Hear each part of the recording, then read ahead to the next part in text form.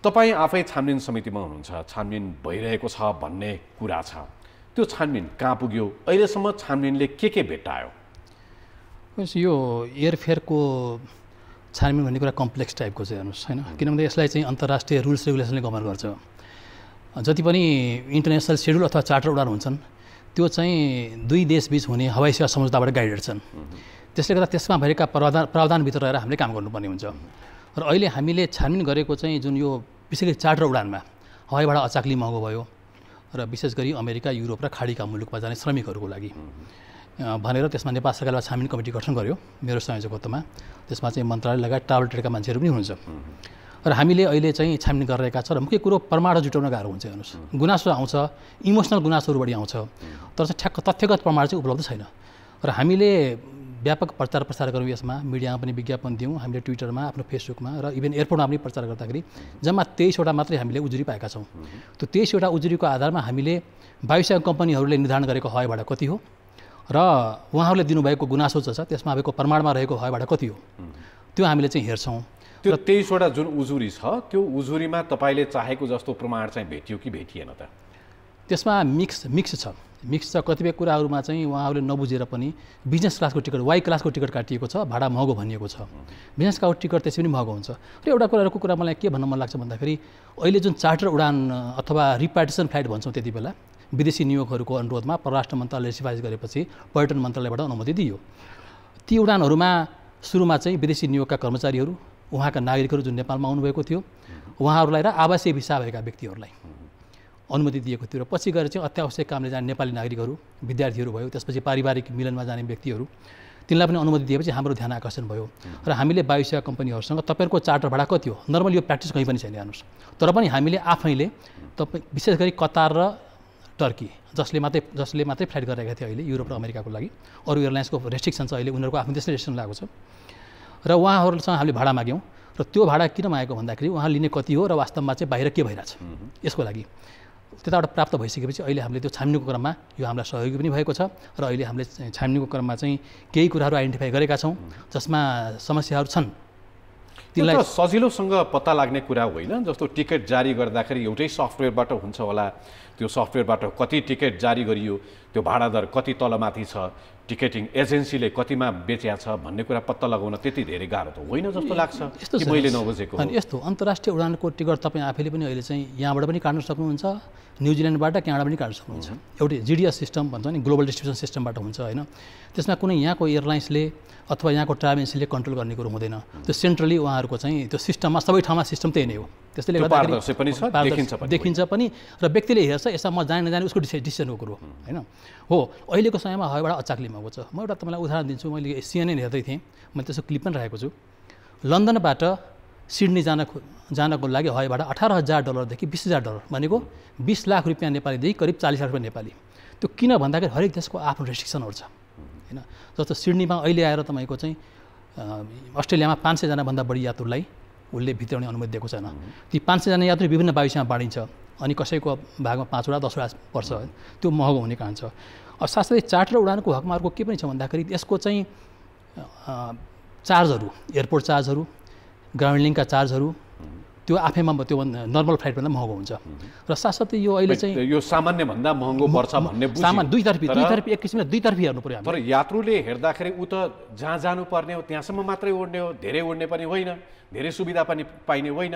त्यतिकै उडानका लागि charter flight भनेर अलिकति आफूले चाहेको बेलामा उड्न पाइयो भन्ने बाहेक अनि भाडा चाहिँ किन त्यत्रो लाग्छ जसलाई कसैले पनि अनुगमन गर्न नसक्ने, कसैले पनि मोनिटरिङ गर्न नसक्ने, कसैले पनि नियन्त्रणमा राख्न नसक्ने भन्ने पनि हुन्छ। यसमा यस्तो भन्नुहोस्, चार्टर भनेको जस्तो हामीले ओने मात्रै दियौँ, जानलाई मात्रै दियौँ नि। जुन अवधिमा चार्टर उडान भए नर्मली तपाईँको चाहिँ मे 16 देखि फ्लाइट खुल्यो हामी कहाँ चार्टर उडानको लागि। मे 16 देखि जुन 23 सम्मको अवधिमा चार्टर उडान भएको छ। त्यसपछि हामी कहाँ नियमित उडान नै भएका छन्। त्यो अवधिमा चाहिँ राज्यले जुन निषेधाज्ञा लागू गरेको थियो, कसैलाई पनि नेपालमा इन्ट्री गर्ने अनुमति थिएन, खालि जाने मान्छेलाई मात्रै जान दिएको थियो होइन। त्यसले गर्दाखेरि एकातिरबाट जहाज खाली आउने भएको हुनाले दुईतर्फी भाडा लाग्ने भइहाल्यो होइन।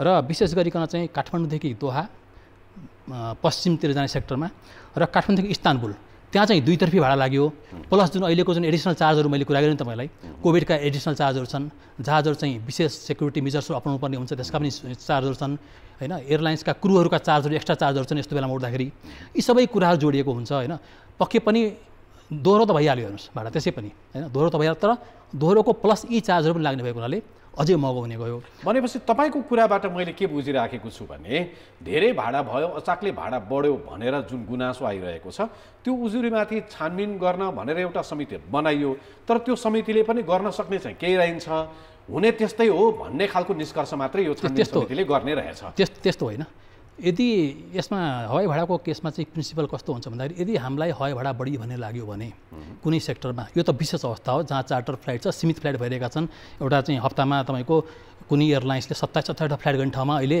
हप्तामा 2-3 फ्लाइट भएको अवस्था त्यो बेला थियो होइन डिमान्ड एकदमै हाई सप्लाई अत्यन्तै कम त्यस्तो अवस्था थियो हवाई भाडा महँगो हुने भइहाल्यो होइन हामीले हेर्ने भनेको के हो भन्दाखेरि हवाई भाडा उनीहरूले जुन निर्धारण गरेको छ वायु सेवा कम्पनी डिक्लेयर गरेको छ त्योभन्दा बढी लिएको छ कि छैन यहाँ त 2 लाख 3 लाख लियो भन्ने कुरा आयो हो त्यो पार्टमा हामीले छान्ने गऱ्यौँ होइन र केही भेटिएका छन् तर जुन भनियो नि बढी हल्ला त्यो अनुसार चाहिँ छैन र हामीलाई गुनासो पनि हामीले धेरै प्रयास गर्दाखेरि पनि मैले अघि भने 23वटा मात्रै हामीलाई प्रमाणसहितका गुनासो प्राप्त भएका छन् त्यसैमा बेस गरेर हामीले अहिले छानबिन गरेर अब यसलाई चाहिँ रिकमेन्ड सहितको चाहिँ एउटा सिफारिस सहितको प्रतिवेदन हामी यो हप्ताभित्र चाहिँ बुझाउने हाम्रो लक्ष्य रहेको छ भनेपछि त्यो एकदमै अचाकले बढाइयो भन्ने अचाकले तिर्नु पर्यो यात्रुले भन्ने एकदम सीमित मात्रै हो हल्ला मात्रै हो यसको कारण के हो भन्दा नि म कुनै बेला 40,000मा चाहिँ म गएको थिएँ होइन अब अहिले चाहिँ मलाई चाहिँ 1,50,000 पर्यो भन्ने त्यस्तो खालको गुनासो हो कि तर त्यसको पछाडिको कारण पनि हेर्नुपर्ने हुन्छ त्यो भ्यालिड गुनासो होइन र यसमा हामीले एउटा प्रोएक्टिभली के गरेका थियौँ भन्दाखेरि अब यो हामी अफ द ट्र्याक गरेर नै गरे हो सिभिल एभिएसन अथोरिटीले कतार एयरवेज र टर्की एयरलाइन्सलाई हामीले चाहिँ चिठी लेखेका थियौँ हामीले पत्राचार गऱ्यौँ तिमीहरूको चाहिँ अहिलेको विशेष परिस्थितिमा यो पेन्डेमिकको अवस्था छ सीमित मान्छे उठ्छन् विशेष खालका मान्छेहरू उठ्छन् यो नर्मल अवस्था होइन तिमीहरूले भाडामा चाहिँ अलिकति विचार गर है भनेर हामीले चाहिँ एउटा चाहिँ कम्प्लेन जस्तो उहाँहरूलाई पठाएका थियौँ तर फर्मली जान्यो भने हामीले डिप्लोमेटिक च्यानलबाट उसको अथोरिटीलाई लेख्नुपर्ने हुन्छ र त्यसको प्रक्रिया लामो चाहिँ यो विदेशी एयरलाइन्सको हकमा नेपाली एयरलाइन्सको हकमा हामीले उहाँहरूलाई कारबाही गर्न सक्छौँ हाम्रो ऐन नियममा भएका व्यवस्था बमोजिम जरिवाना गर्न सक्छौँ उडान सस्पेन्ड गर्न सक्छौँ अरू पनि कारबाही त्यो कर्मचारीलाई कारबाही पनि गर्न सक्छौँ होइन त्यो नेपालीको हकमा त्यसमा उसले पनि गर्न सक्छ हामीले गर्न सक्छौँ त्यो कारबाही गर्न सक्ने स्थितिमा चाहिँ त्यो छानबिन जुन गर्दै हुनुहुन्छ त्यसबाट कारबाही गर्न सक्ने स्तरको चाहिँ अनियमितता देखियो अब हाम्रो एयरलाइन्स भनेको नेपाल एयरलाइन्स र हिमालय एयरलाइन्स होइन र नेपाल एयरलाइन्स र हिमालय एयरलाइन्सले जुन प्रारम्भमा चार्टर उडान गरे साउदी अरेबियाको इस्यु थियो मुख्य त्यो चाहिँ नेपाल सरकारबाट स्वीकृत हवाई भाडा दरमा नै गरे करिब 85,000 नेपालीको चाहिँ रेन्जमा होइन किनकि वान वे त खाली नै आउनुपर्ने थियो त्यसरी गरेका थिए होइन र त्यसपछि त्यति साह्रो हामीले चाहिँ नेपाली वायु सेवाको हकमा त्यस्तो बदमासी गरेको पाएका छैनौँ हो उनीहरूबाट टिकट लिएर काट्ने ट्राभल एजेन्सी अथवा ट्राभल एजेन्सीबाट पनि टिकट काट्ने अर्को एजेन्सी सेकेन्डरी लेभलको एजेन्सी त्यहाँ केही छ भने हामीले टान्साउने कुरा गरेका छौँ त्यसमा केही छ भने हामी कारबाही चाहिँ गर्छौँ टिकटिङ एजेन्सीबाट हुने अनियमितता चाहिँ कतिको देखियो ठगी भनौँ न त्यसलाई त होइन ठगी भन्न मिल्छ नि त्यो केही भएका छन् यसमा केही भएका छन् अब यसमा उहाँहरूको पनि हामीले छलफल गऱ्यौँ उहाँहरूको पनि आफ्नै भनाइ छ कुनै एउटा अमुक व्यक्तिले 4-5 टिकट किनेर लिएर गयो होइन कुनै कामदारहरूको लागि ब्ल्याक गर्यो अब उसले चाहिँ अब ती मान्छे जो उसले आफ्नो मान्छे भनेका थिए उनीहरूसँग बढी लिएको हुनसक्छ भन्ने खालको पनि कुराहरू आयो र कुनै केस कस्तो पनि देखियो भन्दाखेरि भनौँ न एउटा केसमा 2,07,000 रुपियाँ चाहिँ साउदी अरेबिया लगाई चार्ज गरेको देखियो पछि इन्क्वायरी गर्दाखेरि के बुझ्यो भन्दाखेरि त्यो त जाने व्यक्तिले नै त्यति पैसामा टिकट काट्दै भनेर रहेछ त्यति भाडा बढाइदिए भनेर रहेछ उसले होइन इन्भोइसमा चाहिँ होइन र उसले कम्पनीबाट पाउने भएको हुनाले भाडा बढाएर चाहिँ उसले चाहिँ इन्भोइस लिएको रहेछ त्यो पनि गलत कुरा हो होइन यस्ता कुरा पनि इन्ट्रेस्टिङ कुराहरू देखियो हामीले होइन अर्को एउटा रोचक कुरा पनि देखियो नि जस्तो स्वदेशी ध्वजावाहक राष्ट्रिय ध्वजावाहकले कम चार्टर गर्ने कम फ्लाइट गर्ने अनि प्राइभेट एयरलाइनले चाहिँ अलिक धेरै गर्ने यो चाहिँ तपाईँहरूले हेर्नुहुन्छ कि हेर्नुहुन्न त्यो किन हुन्छ त्यस्तो होइन यस्तो होइन अहिलेको विशेष परिस्थितिमा सिभिल एभिएसन अथोरिटीले चाहिँ तपाईँको यसलाई यति उडान दिने उसलाई उति उडान दिने भन्दैन यसमा चाहिँ अहिले अब हाई लेभलबाटै हाम्रो चाहिँ अब कोअर्डिनेटरका कुराहरू छन् त्यो हाई लेभल भने कहाँ त्यसमा अब हाम्रो सिसिएमसीमा छलफल हुन्छ त्यसपछि अनिखेरि बल्ल पर्यटन मन्त्रालयबाट निर्णय हुन्छ होइन त्यस्तो भएको छैन म तपाईँलाई उदाहरण चाहिँ मे महिनाको डाटा मसँग छ मे महिनामा नेपाल एयरलाइन्सले 6वटा यात्रु उडान गरेको थियो हिमालयले 5वटा यात्रु उडान गरेको थियो जुन महिनामा नेपाल एयरलाइन्सले 20वटा यात्रु उडान गरेको छ, त्यसमा सेड्युल र उसको चाहिँ चार्टर पनि छ, उसले सेड्युल पनि फ्लाइट गरिरहेको छ। हिमालयले चाहिँ सेड्युल गरेको छैन, उसले चाहिँ 14वटा चार्टर उडान, चार्टर मात्रै होइन सेड्युल उडान पाएको छैन उसले गर्नलाई, किनभने उसको जाने भनेको चाइना हो, चाइनाले रोक लगाएको छ र साउदी अरेबियाले सेड्युल उडान अनुमति दिएन। अब साउदी अरेबियामा चाहिँ नेपाल एयरलाइन्सले फ्लाइट किन गरेन भन्दाखेरि साउदी अरेबियाको रुल अलिक कडा छ। उसले क्वारेन्टाइनको चार्ज करिब त्यो 800 $800 भनेको करिब 1 लाख रुपियाँ, त्यो प्लस पिसिआरको चार्ज पनि एयरलाइन्सले बिहोर्नुपर्छ भनिदिएको छ। त्यो जोडिने बित्तिकै हवाई भाडा तपाईँको 1,50,000 देखि मैले सोधेकै त्यो सेड्युलको उडान त छँदैछ, चार्टर उडानमा ध्वजावाहकले किन पाउँदैन? उनीहरूलाई पाउँदैन, ध्वजावाहकले गरेन। जुन यो नेपाल एयरलाइन्सको चाहिँ साउदी अरेबियामा अधिकांश साउदी अरेबियन फ्लाइट छन्, साउदी अरेबियन फ्लाइट उसको चाहिँ सुरु गरेको थिएन, उसले चार्टर उडान मात्रै गरेको थियो, उसको आफ्नो सेटअप नभएको हुनाले र यो बढी भाडा हुने भएको हुनाले, जुन क्वारेन्टाइनको चार्ज भने मैले, पिसिआरको चार्ज भने, त्यसले गर्दा हवाई भाडा करिब 1,50,000 देखि 60,000 को रेन्जमा पुग्छ, होइन। त्यसले गर्दा उनीहरूले यो फ्लाइट गरेन, उनीहरूले आफ्नो इच्छाले नगरेको, होइन। हिमालय एयरलाइन्सले जुन पाएको छ उसले त्यो गरेको छ, त्यसले गर्दा त्यस्तो देखिएको, त्यसरी नदिएको भन्ने चाहिँ होइन। ए राष्ट्रिय ध्वजावाहकले चाहिँ महँगो पर्ने रहेछ भनेर यात्रुलाई नै मार पर्छ, हामीले किन त्यस्तो गर्ने भनेर उडान गरेनन्। यात्रुलाई मार पर्छ र पछि क्वारेन्टाइनको व्यवस्था साउदी अरेबियामा गएर गर्नु पर्यो, उहाँहरूको आफ्नो अफिस सेटअप त्यहाँ छैन, त्यसले गर्दा उहाँ त्यो झन्झटमा पर्न खोज्नु भएन, होइन। जस्तो नेपाल एयरलाइन्सले अहिले जापान पनि फ्लाइट गरेन, किन अलिकति नियतको गन्ध केही आउँदैन? त्यस्तो होइन होला, किन नेपाल एयरलाइन्सको जहाज उनीहरूको 3टा जहाज छ अहिले, होइन। उनीहरू सेड्युल फ्लाइट पनि गरिरहेको छ, इन्डिया पनि फ्लाइट गरिरहेको छ, कतारमा सेड्युल फ्लाइट गरिरहेको छ, होइन। त्यसले गर्दाखेरि उहाँहरूको चाहिँ त्यो प्रायोरिटी नभएर नगरे हुनसक्छ त्यस्तो चाहिँ। र हामीले अनुमति दिँदाखेरि पहिले नेपाल एयरलाइन्सलाई 7वटा अनुमति दिएका थियौँ पर्यटन मन्त्रालयबाट र हिमालयलाई 3टा दिएका थियौँ। नेपाल एयरलाइन्सले ती फ्लाइट गरेन साउदी अरेबियामा, किनभने त्यही मैले भने नि भाडा धेरै महँगो पर्ने र अनावश्यक चाहिँ विवादमा पर्ने होला भनेर होला, र अर्को त्यहाँ व्यवस्थापन गर्ने, क्वारेन्टाइनको व्यवस्थापन गर्ने काम चाहिँ झन्झटिलो लागेर पनि हुनसक्छ।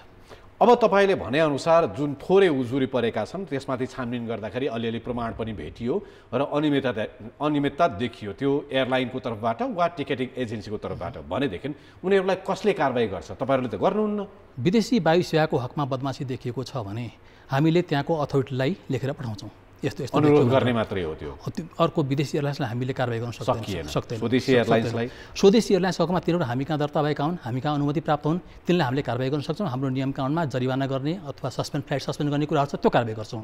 र ट्राभल ट्रेड अथवा टिकटिङ एजेन्सीको हकमा तपाईँको चाहिँ तिनलाई नियमन गर्ने जुन निकायहरू छ तिनलाई हामीले चाहिँ लेखेर पठाउँछौँ। यसको प्रक्रिया यही नै हो। र साथसाथै अहिले भएको हाम्रो विद्यमान नियम कानुनमा टिकटिङ एजेन्सीहरूलाई, ट्राभल एजेन्सीहरूलाई चाहिँ कसले कारबाही गर्छ त? टिकटिङ ट्राभल एजेन्सीहरूलाई त्यसको ऐन नियम हामीले हेऱ्यौँ, त्यति स्पष्ट रूपमा हवाई भाडा सम्बन्धी इस्युहरू त्यसमा छैनन्, त्यसका त्यहाँ अपुरो छ। तथापि कारबाही गर्ने कुरो त त्यहाँ छ।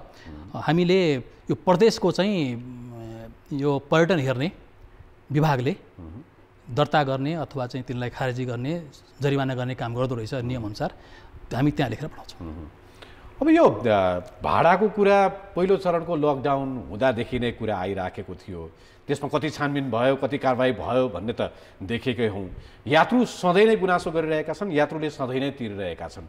यसो हेर्दाखेरि तपाईँले अन्तर्राष्ट्रिय वायु सेवा कम्पनीहरूको कुरा गर्नुहोस्, स्वदेशी वायु सेवा कम्पनीहरूको कुरा गर्नुहोस् र ट्राभल एजेन्सीको कुरा गर्नुहोस्, यो तिनटै वा अरू के छन् सरोकारवालाहरू सबैको एक हिसाबले मिलेमतो जस्तो, सिन्डिकेट जस्तो, मारमा चाहिँ यात्रु मात्रै पर्ने जस्तो देखिएन भने अब यसको यात्रुको पक्षमा बोलिदिने कसले? प्राधिकरणले बोल्ने कि सरकारले बोल्ने कि तपाईँले भने जस्तो त्यो प्रदेश अन्तर्गतको विभागहरूले बोल्ने कि कसले बोल्ने?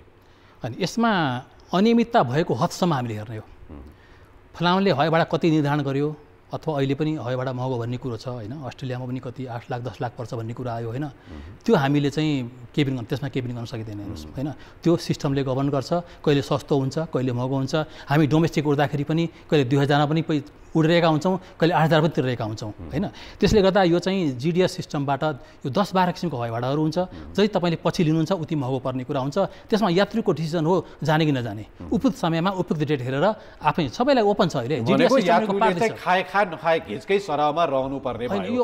40,000 मासिक आम्दानी गर्नको लागि दुबई कतार गइरहँदाखेरि पनि लाखौँ तिरेर जाने भए जा, होइन भने नजा, त्यही होइन जवाफ? अनि यस्तो छ, त्यो मात्रै पनि होइन, यस्तो होइन। सुन्नुहोस् न, भाडा विभिन्न रेन्जको छ, होइन।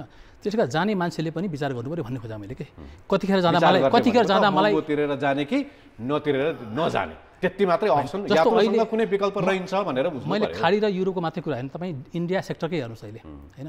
इन्डियाको हवाई भाडा तपाईँको 8,000 रेन्जदेखि लिएर 50,000 को रेन्जमा छ, हैन। अब सुरुको जुन सस्तो 8, 10, 15, 25 त्यो बिक्री भइसकेपछि बल्ल माथिका सीमित टिकटहरू उपलब्ध हुन्छन्। त्यो अनलाइनमा सबैको लागि उपलब्ध छन् हेर्नुहोस् हैन। त्यसमा चाहिँ अब हाम्रो डिसिजन हो, हामीलाई कति आवश्यक छ छैन, कहिले जाने, त्यो त हामी सबैले बुझेको कुरो हो नि हवाई यात्रा गर्दाखेरि त।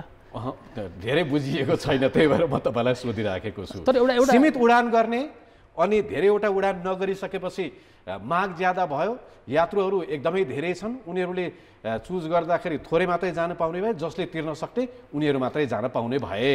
तपाईँले भनेकै विभिन्न लेभलका टिकटहरू पनि प्राइसहरू मध्येमा पनि थोरै तिर्नुपर्ने टिकटहरू लुकाउने र धेरै तिर्नुपर्ने टिकट मात्रै सार्वजनिक गर्ने त्यस्तो पनि देखियो भन्छन्। त्यस्तो लुकाउने भनेको नपाउने मान्छेले भन्ने कुरा हो। जुन मैले तपाईँलाई भने नि हामीले गुनासो खोज्दाखेरि पर्याप्त मात्रामा गुनासो आएन कि किन आएन? सीमित मान्छेहरू जस्तो एकजना मान्छेले महँगो पर्यो त्यो एकदम व्यापक हल्ला हुन्छ के, त्यस्तो होइन हैन। र यसमा हामीले राज्यले गर्ने भनेको के हो? यसमा छ इन्टरभेन्सन गर्ने भनेको कस्तो भन्दाखेरि हामीले जुन सेक्टरमा हवाई भाडा महँगो भयो देखियो त्यो सेक्टरमा नम्बर अफ फ्लाइट बढाइदिने, कम्पिटिसन बढाइदिने। म तपाईँलाई उदाहरण दिन्छु, कुनै बेला तपाईँको काठमाडौँ दिल्ली सेक्टरको हवाई भाडा अत्यन्त महँगो बढेन नि त, अघिल्लो पटकको लकडाउनमा पनि बढेन भएन, त्यसै गरी ठगी भयो भन्ने कुरा आयो, त्यति बेला नि कारबाही भएन, त्यति बेला कारबाही भइदिएको भए आजको स्थिति हुँदैन थियो होला। आज पनि प्रतिस्पर्धा बढाउनुपर्छ, धेरैवटा फ्लाइट गर्नुपर्छ भनिरहँदाखेरि राष्ट्रिय ध्वजाभाग फ्लाइटै गर्न नमान्ने, प्राइभेट एयरलाइनले मात्रै गर्ने, त्यसो भइसकेपछि त सीमित हुने नै भयो। त्यसको परिणाम त यात्रुले धेरै तिर्नुपर्ने स्थिति त आयो। यसमा यो त नीतिगत रूपमा नै यात्रुलाई मार पार्ने गरेर सङ्गठित रूपमा के भन्ने यसलाई शब्द त तपाईँहरूलाई थाहा होला। सुन्नुहोस् न, अहिलेको बेलामा चाहे जति फ्लाइट गर्न दिने अवस्था छैन, रेस्ट्रिक्सनहरू छन्, राज्य रेस्ट्रिक्सन लागेको छ, यति मात्रै फ्लाइट गर्ने भनिदिएको छ हैन। जति पनि फ्लाइट मागेको एयरलाइन्सले मागेका छन् हामीसँग, उनीहरूले हप्तामा 3टा 4टा फ्लाइट दिनमा 3टा 4टा फ्लाइट गर्नु पर्यो भनेर मागेका छन्, तर दिन सक्ने अवस्था छैन। किनभने हाम्रो आफ्नो रेस्ट्रिक्सन छ, क्वारेन्टाइनका मेजरहरू छन्, भोलि क्वारेन्टाइन राख्नु पनि कहाँ राख्ने, होटल छैन हैन। त्यसले गर्दा यो सिभिल एभिएसन अथोरिटी एउटा पर्यटन मन्त्रालयको मात्र डिसिजनमा भर पर्ने कुरो होइन, यो चाहिँ हाई लेभलको CCMCमा हाई लेभल कमिटी छ, त्यसमा हेल्थ छ, सेक्युरिटी निकायहरू छन्, अरू निकायहरू छन्, सबैको चाहिँ सरसल्लाहमा गर्ने कुरा हो हैन। यो विशेष परिस्थिति हो, सङ्क्रमण ऐन रोग ऐन हैन लागू हुने कुरा हो हैन। त्यसले गर्दा यसमा गर्ने भनेको हामीले राज्यले इन्टरभेन्सन गर्ने, अघि मैले भने नि फ्लाइट बढाउने नै हो, तर फ्लाइट बढाउने अवस्था छैन। त्यो नभएपछि यो अवस्था उत्पन्न भएको हो। र हामीले त्यो फ्लाइट बढाउनको लागि यात्रुलाई आवश्यक परिसकेपछि, आना जानको लागि सजिलो बनाउनु पर्ने भइसकेपछि CCMC वा प्राधिकरण वा राज्यका अरू निकायहरूले फेसिलिटेट गर्नुपर्ने चाहिँ हो कि होइन? होइन, फेसिलिटेट गरेको यही त हो नि। सुन्नुहोस् न, सुरुमा केही चार्टर फ्लाइट खोलियो, हप्तामा 2टा 3टा फ्लाइट हुन्थ्यो हेर्नुहोस् हैन। त्यसपछि अहिले डेली एउटा फ्लाइट गरिरहेको छ कुनै एयरलाइन्सले, कसैले 4वटा गर्छ हैन, न्याकले पनि डेली एउटा फ्लाइट गरिरहेको छ हैन। तर अघि तपाईँले भन्नुभयो नि के अरे प्राइभेटलाई बढिदियो, त्यस्तो होइन। डाटाले के भन्छ हामीले भन्न, नेपाली एयरलाइन्सले तपाईँको चाहिँ कुल 26वटा चाहिँ यात्रु उडान गरेको छ यो अवधिमा हैन। हिमालय एयरलाइन्सले 19वटा गरेको छ, त्यो होइन। र साथै अर्को कुरा अहिले सौदीको कुरा गरे नि, तथ्याङ्कको कुरा र कस्तो रियालिटीको यथार्थको कुरा त के हुन्छ भने तथ्याङ्कले एउटा कुरा देखाउँछ, तर यथार्थ यात्रुले अनुभव गर्ने त ऊ जान पाएन, जाँदाखेरि धेरै पैसा तिर्नु पर्यो, यो होइन र यथार्थ। एउटा कुरा के भन्दा अहिलेको महामारीको बेलामा राज्यले नै भनिरहेको छ, तपाईँको हेल्थ मिनिस्ट्रीले तपाईँको सर्कुलर जारी गरेको छ, सकभर भिडभाड नगरौँ, सकभर चाहिँ अनावश्यक यात्रा नगरौँ, यो भनेको छ नि हैन। तर यो पाटो पनि छ के, नत्र भने कि हामीले फ्लाइट खोलिदिउँ कि फ्लाइट बन्दै गरिदिउँ हैन, त्योभन्दा विकल्प छैन हेर्नुहोस्। तर हवाई भाडाको कारणले गर्दाखेरि हामीले विदेशी एयरलाइन्सको फ्लाइट रोक्ने कुनै आधार छैन हेर्नुहोस्। हामीले सेफ्टी सेक्युरिटीको कारण देखाएर रोक्न सक्छौँ, तर हवाई भाडा महँगो भयो लियो भनेर चाहिँ हामीले कारबाही गर्ने आधार छैन। हामीले कि डिप्लोमेटिक च्यानलबाट उनीहरूको अथोरिटीसँग कुटनीतिक रूपमा वार्ता चलाउनुपर्छ, त्यो भनेको तपाईँको चाहिँ लामो प्रोसेस हो हेर्नुहोस् हैन। हामीलाई तात्कालिक समाधान चाहिएको छ। त्यसले गर्दा सिभिल एभिएसन अथोरिटीले आफ्नै लेभलमा कतार एयरवेज, टर्की एयरवेज र हाम्रा आफ्ना एयरलाइन्सलाई पनि बोलाएर तिमीहरूको चाहिँ भाडा चाहिँ अलिकति रिजनेबल राख है, हामीले भन्ने अनुरोध गर्ने हो। हाम्रा नागरिकलाई अप्ठ्यारो पर्यो भनिसकेपछि प्राधिकरणले भन्नुपर्ने हो, CCMCले भन्नुपर्ने हो, सरकारले भन्नुपर्ने हो, तपाईँले भने जस्तै डिप्लोमेटिक च्यानलहरू प्रयोग गर्नुपर्ने, समय नै लागे पनि सुरु त गर्नुपर्ने होला। त्यो हामीले गरेका छौँ। सिभिल एभिएसन अथोरिटीले अफसाइड रूपमा पत्र लेखेको छ हैन, हो त्यसको जवाफ आउँछ होला, उहाँले के दिनुहुन्छ ठिक छ, भोलि वार्तामा बस्छौँ होला, उहाँ जस्टिफाई दिनु होला, त्यो आफ्नो ठाउँमा छ हैन। अब हेर्नुहोस्, यो संसारमा यहाँ मात्रै होइन यो कुरा के, इन्डिया पनि यस्तै छ हैन, युरोपमा त्यही छ, युकेको उदाहरण दिएँ मैले तपाईँलाई, त्यहाँ पनि त्यस्तै छ। त्यसले गर्दाखेरि यो विशेष परिस्थिति हो, यसमा सकभर चाहिँ मान्छेहरूले चाहिँ अत्यावश्यक छैन भने यात्रा नगर्दा हुन्छ र उपयुक्त समयमा यात्रा गर्दा हुन्छ। हस्, थ्याङ्क यू सो मच यहाँलाई, धन्यवाद।